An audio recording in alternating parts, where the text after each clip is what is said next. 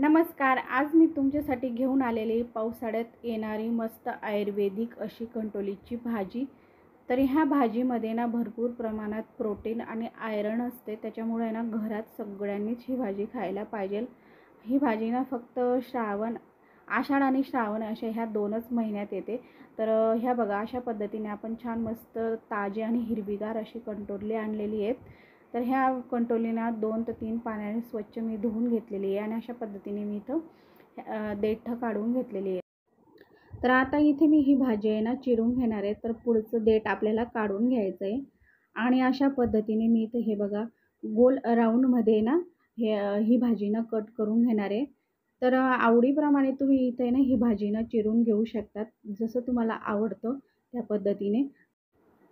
तर कंटोलेच्या वेगवेगळ्या भाज्या कशा करायच्या तर त्यासुद्धा मी इथं बनवलेल्या आहेत. तर आपल्या चॅनलवर कंटोलीच्या भाजीच्या 4 रेसिपी आहेत, त्यासुद्धा तुम्ही पाहू शकता. त्याची लिंकसुद्धा मी खाली डिस्क्रिप्शन बॉक्समध्ये देणारच आहे, तिथं जाऊन तुम्ही बघू शकतात. तर हे बघा अशा पद्धतीने आपण हे ना सर्व काही कंटोली ना कट करून घेणार आहे. तरी इथे ना थोडीशी ना कंटोली ना पिकलेली आहे. तर तसंही आपण ह्याचा वापर करणारच आहे, फेकून न देता अशा पद्धतीने आपण ही सुद्धा ह्या भाजीमध्ये वापर करणार आहे याचा. तर पाहू शकता छान अशा मस्त आपल्या ह्या कंटोल्या ना कट होत आहेत. ताजी आणि मस्त हिरवीगार असल्यामुळे ना पटपट अशा कट होतात आणि शिजायला देखील पटकन शिजल्या जातात. खूप छान चवीला लागतात, चव खूप मस्त लागते. तर आपण इथं मी 4 रेसिपी अपलोड केलेल्याच आहेत, पण त्यात ना वेगवेगळ्या सुक्या भाज्या बनवलेल्या आहेत. तर मी आज तुमच्यासाठी ना ही भाजी ना थोडीशी रस्सा किंवा ग्रेव्हीची बनवणार आहे. तर वेगळ्या पद्धतीची नक्की शेवटपर्यंत बघा. तर अशा पद्धतीने पाहू शकतात सर्व काही कंटोली मी इथं कट करून घेतलेली आहेत. आता आपण लगेचच भाजीला सुरुवात करूयात. तर भाजी बनवण्याकरिता इथं मी 2 चमचे तेल गरम करून घेतलेलं आहे. छान गरम करायचं आहे, म्हणजे आपली जी मोहरी आहे ना ती टाकल्याबरोबर अशा पद्धतीने तेलामध्ये तडतडली पाहिजे. तर 1 चमचा जिरे आणि सोबतच याच्यामध्ये मी ना बारीक चिरून घेतलेला कांदा टाकून घेणार आहे. तर आपण ही भाजी ना ग्रेव्हीची बनवतो आहे, त्याच्यामुळे ना कांदा हा बारीकच चिरून घ्यायचा आहे आणि कांद्यासोबतच बारीक चिरून घेतलेली एक हिरवी मिरची टाकून घेतलेली, ती देखील मस्त आपल्या ह्या कांद्यामध्ये ना परतली जाईल. तर हे बघा एखादं मिनिट छान असं आपलं हे अर्धवट कांदे परतून झाले की याच्यामध्ये ना लगेचच मी अद्रक आणि लसूणची पेस्ट टाकून घेणार आहे. तर अर्धा चमचा मी इथं अद्रक लसूणची पेस्ट घेतलेली आहे. तर लसूण आणि अद्रकचा जो कच्चेपणा आहे तो पूर्णपणे निघेस तोपर्यंत आपल्याला छान मस्त हे तेलामध्ये ना परतवून घ्यायचं आहे. तर हे बघा अशा प्रकारे 1-2 मिनिटानंतर छान असे आपले हे कांदे, अद्रक, लसूण सगळं काही ना व्यवस्थित असं परतून झालेलं आहे. आता आहे ना याच्यामध्ये मी आता पावडर मसाले टाकून घेणार आहे.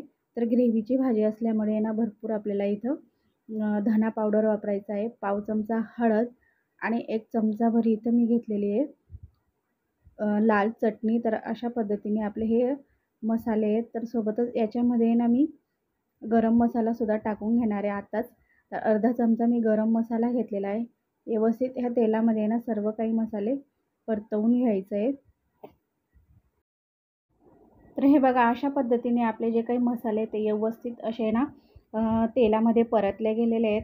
आता लगेचच याच्यामध्ये ना मी एक बारीक चिरून घेतलेला टोमॅटो टाकून घेणार आहे. टोमॅटो आपल्याला पूर्ण बारीक चिरायचा आहे. तर अशा पद्धतीने छान मस्त आपण ह्या टोमॅटोसुद्धा मस्त असा पूर्ण मऊ होईस्तोपर्यंत ना व्यवस्थित परतून घ्यायचा आहे. सोबतच याच्यामध्ये ना मी जे भाजीला लागणारं जे मीठ आहे ना ते आत्ताच टाकून घेणार आहे. तर याच्याने काय होईल की जे आपले जे कांदे आणि टोमॅटो आहे ते चांगले मऊ पडतात, म्हणजे असे गळले जातात. तर अशा पद्धतीने छान मिक्स करायचं आहे. आणि इथं तुम्ही टोमॅटोची पेस्ट वापरली ना तरीसुद्धा चालेल, पण अशा पद्धतीने हे बघा टोमॅटो बारीक अगदी चिरून घेतले ना तरी देखील आपली छान मस्त अशी ग्रेव्ही तयार होते. मस्त आपले कांदे आणि टोमॅटो व्यवस्थित असे गळून गेलेले आहेत, मस्त पेस्ट तयार झालेली आहे. आता लगेचच याच्यामध्ये ना जे आपण कंटोली बारीक अशी कट करून घेतली होती ना ती आपल्याला याच्यात टाकून घ्यायची आहे.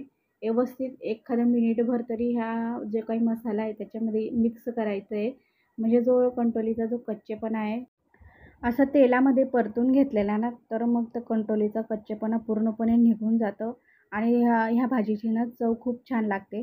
तर आता मी ना पाणी टाकून घेणार आहे. तर अर्धा ग्लास मी इथं पाणी टाकून घेतलेलं आहे. म्हणजे छान असे आपल्या ह्या भाजीची ना ग्रेव्ही तयार होते.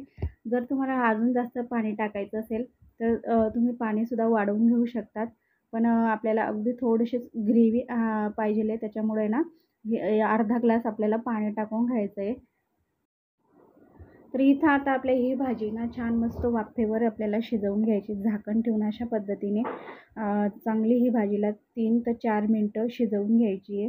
आणि पाहू शकतात खूप छान आपली इथं भाजी ना शिजवून झालेली आहे. कंटोलीचा रंग बदललेला आहे. ग्रेव्ही देखील छान अशी आपली तयार झालेली आहे. आणि वरून आपल्याला मस्तपैकी सगळ्या शेवटी ना इथं मी बारीक चिरून घेतलेली कोथिंबीर टाकून घेणार आहे. आणि मस्त अशी आपल्याला मिक्स करायची आहे.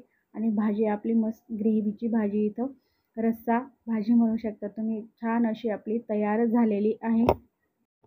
आणि जर का तुम्हाला ही भाजी सुकी बनवायची असेल ना, तर तुम्ही ना इथं पाण्याचा वापर न करता नुसती वाफेवरच ही भाजी शिजवून घ्यायची. जे काही आपण मसाले घातले होते ना, ते तसेच राहू द्यायचे. फक्त पाणी न ॲड करता नुसते झाकण ठेवून ही भाजी चांगली शिजवून घ्यायची आहे.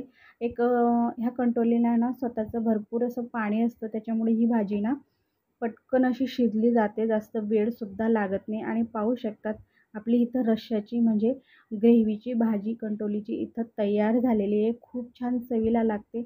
एकच नंबर ही भाजी बनवून तयार होते. नक्कीच करून बघा. तर वर्षातून फक्त एकदाच येणारी ही भाजी, त्याच्यामुळं सगळ्यांनीच ही भाजी ना खायलाच पाहिजे. तर मग कशी वाटली माझी रेसिपी हे कमेंट करून कळवा. जर का तुम्हाला माझी रेसिपी आवडली असेल तर एक लाईक करा. चॅनलवर नवीन असाल तर चॅनलला सबस्क्राईब देखील करा.